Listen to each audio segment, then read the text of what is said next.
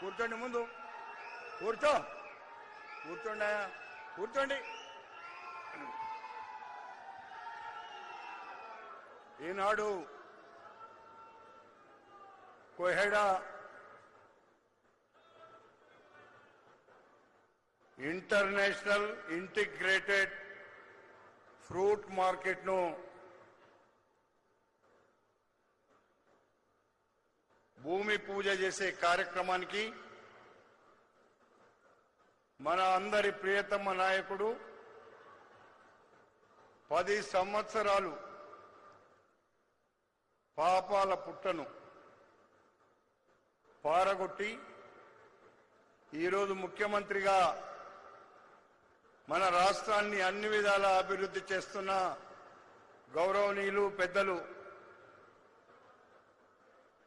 శ్రీ రేవంత్ రెడ్డి గారు,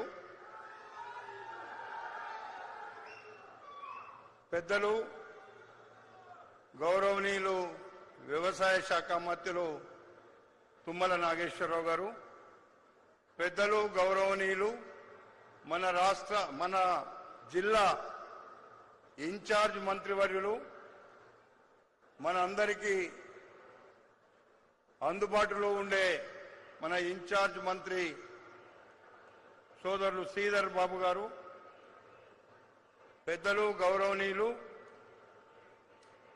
మన పక్కకే మరొక ఇంటిగ్రేటెడ్ రిజిస్ట్రేషన్ ఆఫీస్ను మన పక్కకే నిర్మిస్తున్న రాష్ట్ర రెవెన్యూ శాఖ మంత్రులు గౌరవనీయులు పొంగులేటి శ్రీనివాసరెడ్డి గారు, పెద్దలు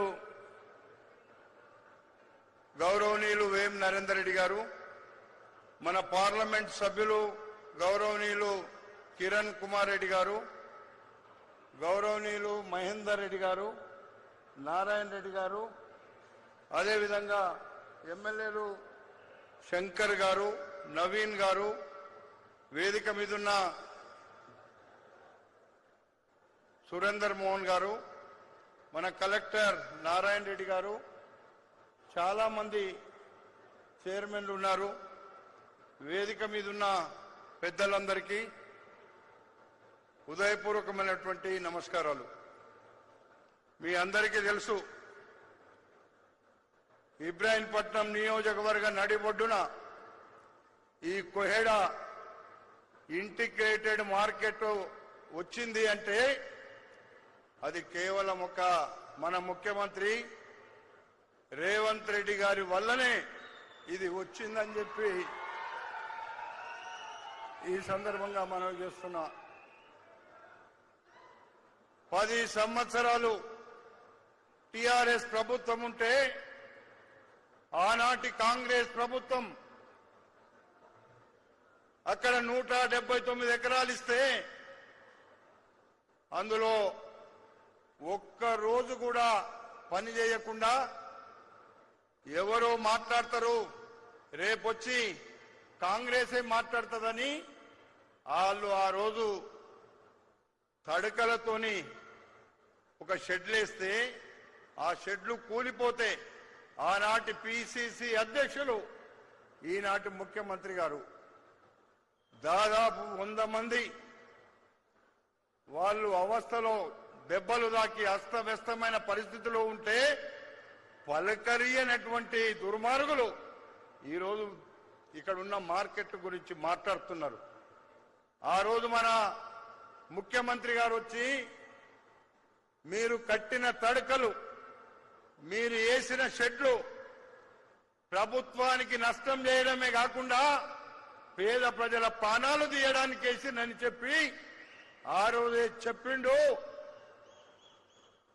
నేను వస్తున్నా, ఈ ప్రభుత్వం రాగానే బ్రహ్మాండమైన మార్కెట్ కడతా అని చాలా సందర్భాల్లో మాతోను కూడా లోపటికి కాదు హైవేకు ఉండాలని, ఈ హైవేకుంటే హైదరాబాద్ లో ఉండే కుటుంబాలు కూడా వచ్చి ఏది కావాలన్నా ఈ మార్కెట్ లో తీసుకుంటామని ఇక్కడికి 240 ఎకరాలు ఇక్కడ ఇచ్చి ఈ రోజు ఇంత పెద్ద మార్కెట్ కడుతున్నామనేటువంటి మాట మీ అందరికీ తెలియపరుస్తున్నా.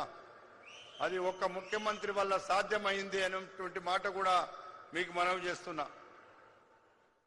దాదాపు 2300 కోట్ల రూపాయలతో ఈరోజు మొదలు పెడితే ఇంకా ఎంతైనా పర్వాలేదు, నేను ఈ మార్కెట్ను ఈ ప్రపంచానికి తెలిసే విధంగా, ఈ భారతదేశంలో ఎక్కడ లేని విధంగా తీర్చిదిద్దుతా అని చెప్పినటువంటి గొప్ప మనసున్న